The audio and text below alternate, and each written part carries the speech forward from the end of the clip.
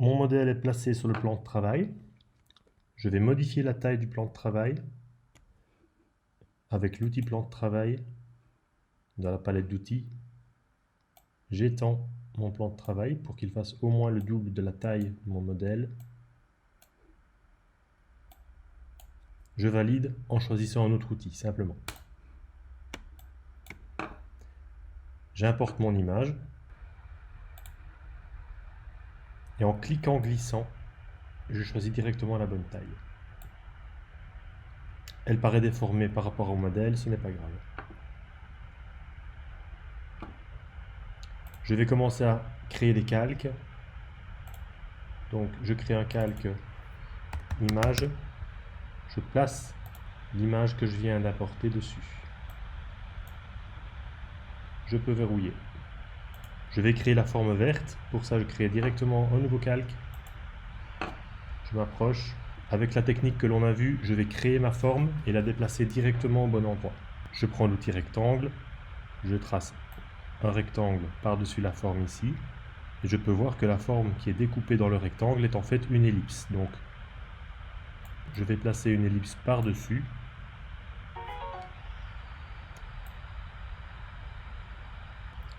Je sélectionne les deux formes. À l'aide de l'outil Pathfinder, je vais demander une soustraction. Je vais directement envoyer ma forme au bon endroit. Pour cela, outil sélection, Enter. Ça ouvre la fenêtre déplacement. J'active l'aperçu. Et en horizontal, à l'aide de la flèche haut, j'augmente la distance pour coller directement au bon endroit. Je vais mettre un chiffre rond. Je vais noter 230 quelque part. Je valide. Maintenant, je peux replacer éventuellement mon image par rapport à cette forme. Je vais colorier ma forme simplement en la sélectionnant. Outil pipette, je clique sur mon modèle. Je vais continuer à créer les éléments. Je vais par exemple continuer avec l'élément floral. Je crée un calque que je nomme. Là, je vais ouvrir, fichier ouvrir, l'élément floral.eps. Vous aurez remarqué qu'il s'agit d'un élément groupé. Pour avoir accès aux éléments séparément, vous avez deux solutions. Soit vous double-cliquez et vous entrez dans le groupe. Les éléments sont maintenant accessibles séparément. Soit vous sélectionnez l'élément, objet dissocié. Je clique ailleurs et maintenant je peux sélectionner mes éléments un par un. Je sélectionne les deux à l'aide de la touche majuscule, copier et coller. Je peux les regrouper ici, vu qu'ils sont tous les deux indépendants, associés. Je les place au bon endroit par rapport à mon modèle. Je vérifie qu'ils sont bien sur le calque floral. Si ce n'est pas le cas, je les remonte. Avec l'outil de déplacement activé, je demande un déplacement avec la touche Enter. On a noté que c'était 230 horizontal, évidemment 0 en vertical. Je suis sûr qu'il est au bon endroit. Il a subi exactement le même déplacement que la forme verte. Je valide. La forme verte ici n'est pas exactement pareille au modèle, donc ce n'est pas grave. Je peux simplement un petit peu déplacer mon élément. On triche. Je dois maintenant masquer la partie inférieure. Pour ça, c'est assez simple. Je vais aller récupérer la forme verte, vu que le masque va suivre exactement le même contour. Je sélectionne ma forme verte, je la copie. Je peux verrouiller le calque sur lequel elle se trouve. Je reverrouille aussi le calque image. Et sur mon calque floral, je vais la coller devant. Édition, coller devant. Elle se colle devant mon élément floral. Je n'ai plus qu'à prendre mon outil de sélection direct, de prendre le trait supérieur, le tracé supérieur, et de le monter. Je suis ainsi sûr d'avoir la même courbe en bas. Je n'ai qu'à allonger la partie supérieure pour obtenir une forme qui pourra créer un masque à mon élément floral. Donc je sélectionne l'élément floral et la forme, clic droit, créer un masque d'écrêtage. Je peux verrouiller. Je vais créer le deuxième élément floral. Je vais donc chercher sur mon fichier élément floral les deux autres éléments disponibles. Je copie. Je colle. Ah, je dois d'abord créer un calque, puisque j'avais verrouillé mes calques. Je crée un calque. On va appeler floral 2. et je colle dessus. Voilà. Je me positionne sur mon modèle. Avec l'outil de sélection activé, j'appuie sur Enter, je demande 230 de déplacement horizontal, 0 de déplacement vertical et je valide. Je peux verrouiller. Je vais créer maintenant le petit pictogramme en forme de fleur. Donc je vais ouvrir avec Illustrator mon fichier fleur. Je vais créer ici un masque rapide. Vous pouvez évidemment le faire de façon plus précise. Dans ce cas-ci, je vais vraiment le faire très très rapidement, même si je le fais à la plume.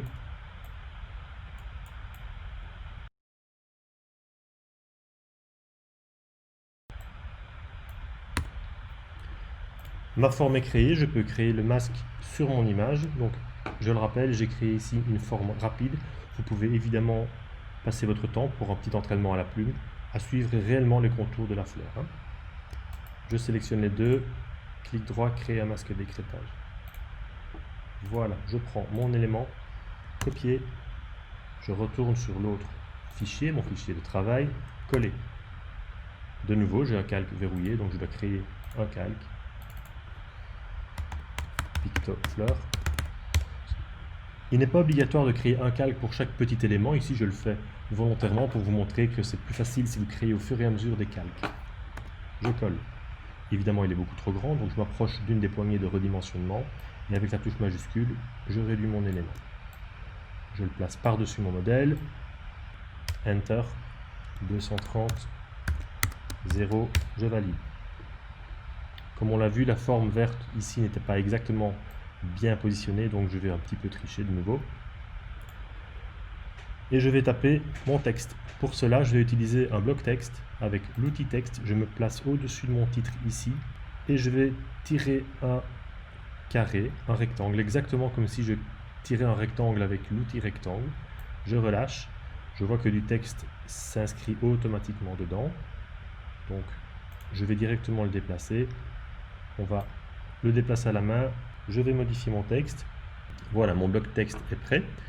Maintenant, je remarque ici que j'ai une grande courbe. Mon bloc texte n'est pas rectangulaire. Il présente une courbe sur le côté gauche.